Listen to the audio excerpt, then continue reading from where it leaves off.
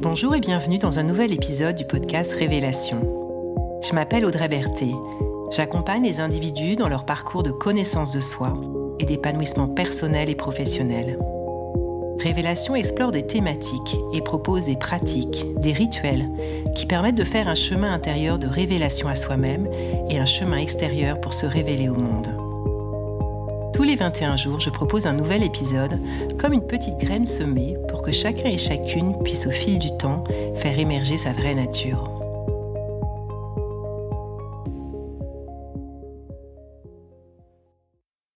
Bienvenue dans la saison 2 de Révélation. Je suis très heureuse de lancer cette nouvelle saison autour du voyage du héros, avec quelques thématiques annexes qui m'ont semblé très complémentaires. Le voyage du héros m'inspire depuis longtemps, car il nous montre un chemin de transformation personnelle en 8 étapes distinctes qui permettent de révéler notre nature véritable et de l'offrir au monde. Cet épisode, sur l'accueil de la vulnérabilité, est une thématique qui ne fait pas partie des étapes prédéfinies du voyage du héros. Cependant, venant de traverser une période où je me suis sentie particulièrement vulnérable et qui m'amène aujourd'hui à vivre une transformation personnelle significative, j'ai décidé que le sujet de la vulnérabilité avait toute sa place dans cette saison. Pourtant, à première vue, on pourrait croire que vulnérabilité et héroïsme sont antinomiques, que l'un renvoie à la faiblesse et l'autre à la force. C'est ce que j'ai cru pendant longtemps, jusqu'à ce que mon expérience m'amène à réaliser qu'être fort ne signifie pas de réussir à faire face à tout, mais qu'à l'inverse, la force réside dans notre capacité à aller regarder et à accueillir ce qui est difficile ou douloureux. J'ai aussi constaté que la vulnérabilité peut nous ouvrir un chemin de grande transformation. Mais avant d'en arriver à ces constats, je dois avouer que j'ai quand même traversé plusieurs phases. J'ai tout d'abord été habitée par tout un tas de questions. Faut-il se montrer fort tout le temps ? Pourquoi est-ce si difficile ou gênant de dire « je suis en difficulté »,« je ne vais pas bien », ce qui se passe m'affecte, voire me bouleverse. En quoi est-ce bénéfique de l'exprimer ? Qu'est-ce que cela peut permettre ? Ces questions m'ont habitée sans qu'elles trouvent de réponse immédiate. Et puis, alors que j'étais dans cette phase de grande vulnérabilité, j'ai aussi observé ma tendance à vouloir basculer vers un schéma que je connais bien.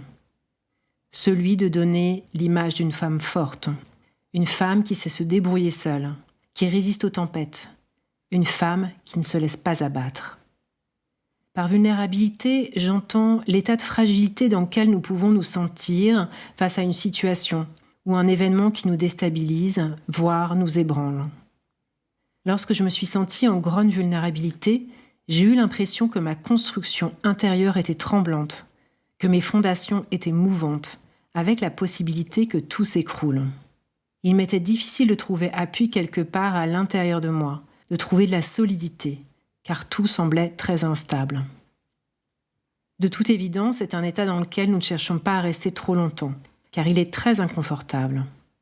Or, j'ai aussi pris conscience, petit à petit, et grâce à un cadre qui le permettait, que ces états de vulnérabilité ont une grande valeur et que nous avons tout intérêt à les accueillir autant que possible lorsqu'ils se présentent à nous.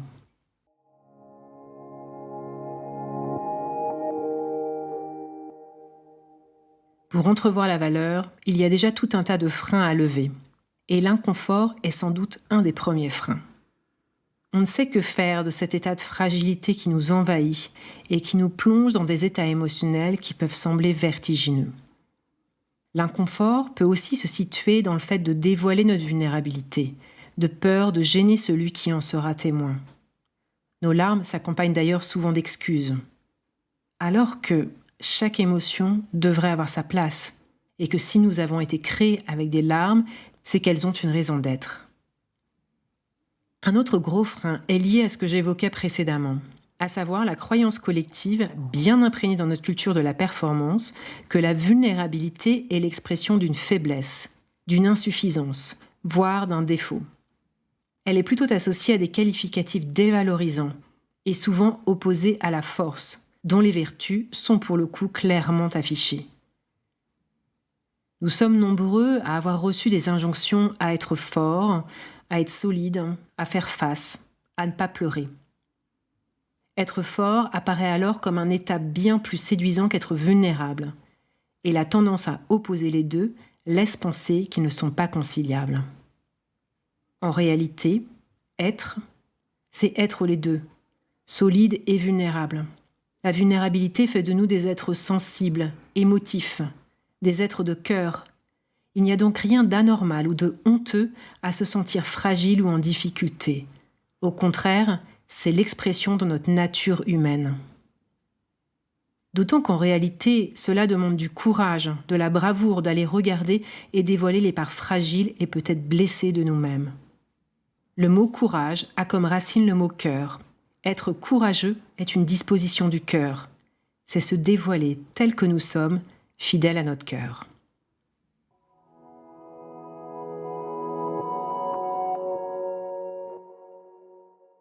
Alors, quelle est la valeur de l'accueil et de l'expression de notre vulnérabilité ? Qu'est-ce que ça permet ? La première est celle que je viens d'évoquer, à savoir que la vulnérabilité participe à nous rendre plus humains. J'en ai fait le constat à travers ma propre expérience. Lorsque je traverse ces états de vulnérabilité, je remarque que moins j'accueille cette part de moi fragile, plus cela se traduit par quelque chose qui se rigidifie dans mon corps et dans mon comportement. À l'inverse, plus je la laisse être, plus elle me permet de me relier à quelque chose de très tendre et de profondément humain en moi, comme si mon cœur s'attendrissait et que mon ego se détendait. Alors, cela me permet aussi d'être beaucoup plus en authenticité, et c'est la deuxième valeur que j'attribuerai à la vulnérabilité. Elle nous ouvre la voie de l'authenticité, car elle nous amène à faire tomber les masques, à lâcher les costumes qui nous enferment dans des postures ou des rôles qui n'expriment pas véritablement qui nous sommes et qui, à la longue, nous font souffrir. Cette authenticité permet par ailleurs de construire des liens plus vrais et plus profonds, car on parle de soi à partir de ce qui émane du cœur, plutôt qu'à partir de l'image que l'on cherche à renvoyer. Je vois une autre valeur au fait d'accueillir la vulnérabilité. C'est celle du chemin vers la guérison.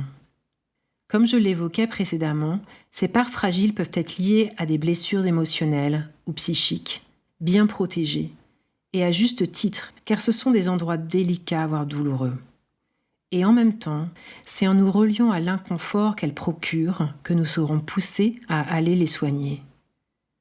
Comme le dit Saki Santorelli dans son livre « Guéris-toi toi-même, ce que la méditation apporte à la médecine », la guérison commence lorsque l'on dévoile nos endroits vulnérables. Guérir, et donc se donner la possibilité de se transformer. Je pense alors à cette phrase de Pierre Teilhard de Chardin qui dit « Le monde ne va pas mal, il accouche de lui-même ». En effet, regarder et guérir ses blessures, c'est se donner la possibilité de renaître. Et l'on verra que c'est en lien direct avec une étape du voyage du héros.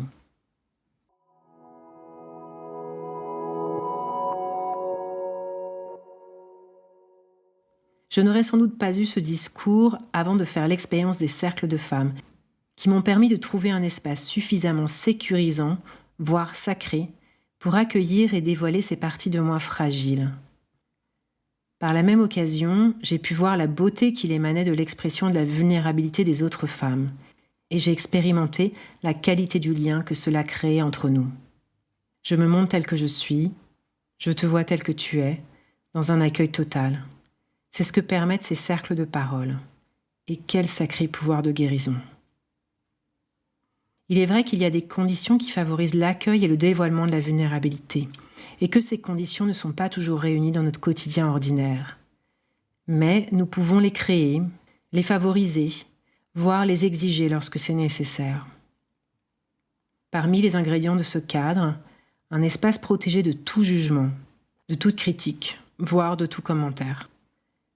Une parole qui reste à l'endroit où elle a été exprimée. Autrement dit, tout ce qui est dit est confidentiel.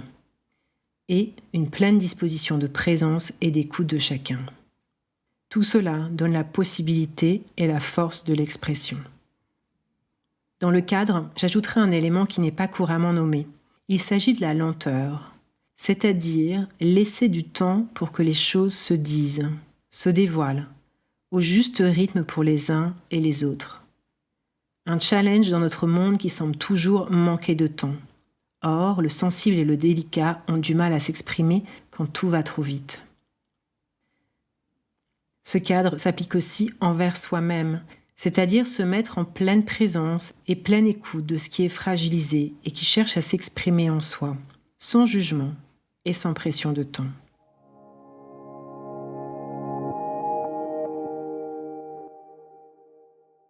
Au-delà du cadre qui pose les conditions favorables, comment accueillir les moments de vie où l'on se sent fragile?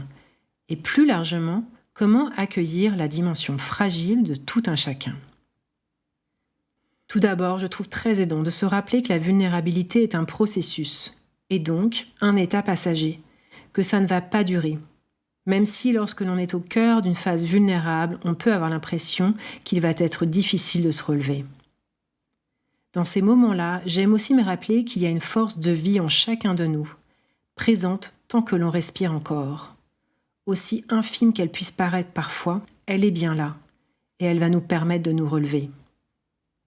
La nature nous le montre très bien avec les saisons. L'hiver, la nature est dans son état de vulnérabilité extrême, car elle est mise à nu. Elle peut sembler avoir tout perdu, mais en réalité elle se repose, elle se ressource, et surtout, elle va rejaillir pleine de vie au printemps. C'est le message d'espoir que nous adresse la nature. Nous allons nous relever. Il s'agit alors d'élargir sa conscience pour trouver là où les petites pousses en soi qui vivent et qui ont envie de s'élever. Ces petites pousses peuvent prendre la forme d'envies très simples, envie de repos, d'être seul, de nature, de réconfort, de parler, de dépaysement, etc. Ou alors des envies plus grandes comme des projets qui aimeraient naître. Mais la pousse peut aussi tout simplement être une sensation d'envie de vie, comme une petite flamme en nous qui fait que nous n'abandonnons pas totalement. Alors, se mettre au contact de cette petite pousse, cette petite flamme, et s'y relier, nous permet de garder espoir. Le corps peut également jouer un rôle important lorsque le mental vacille ou lorsque l'on est au contact d'une sensation d'effondrement intérieur. On l'oublie souvent, mais notre corps nous tient et il est un peu comme un bouclier protecteur de ce qui se passe à l'intérieur. Sortir du mental en se remettant au contact de sensations physiques, en remettant de mouvements dans son corps, par exemple en allant marcher, nager, courir ou en faisant tout simplement quelques étirements pour sentir que ça circule et que ça vit en nous. Et puis, il peut aussi s'agir de rechercher un espace propice pour être accompagné dans cette traversée lorsqu'elle est trop difficile. Cela peut être un espace amical, bien sûr, mais lorsque l'on touche à des blessures très délicates et profondes, c'est avant tout auprès de professionnels de l'accompagnement qu'il est bon de se tourner pour garantir le cadre que j'évoquais et apporter les outils pour soigner. Accueillir la vulnérabilité est une manifestation d'amour envers soi-même et d'amour de l'autre lorsque l'on en est témoin. J'aime beaucoup cette phrase d'André Comte-Sponville qui dit « Il n'y a rien de plus important en amour que d'accepter la fragilité de l'autre. C'est ce que j'appelle la douceur. Et rien de plus important dans la sagesse que d'accepter sa propre fragilité. »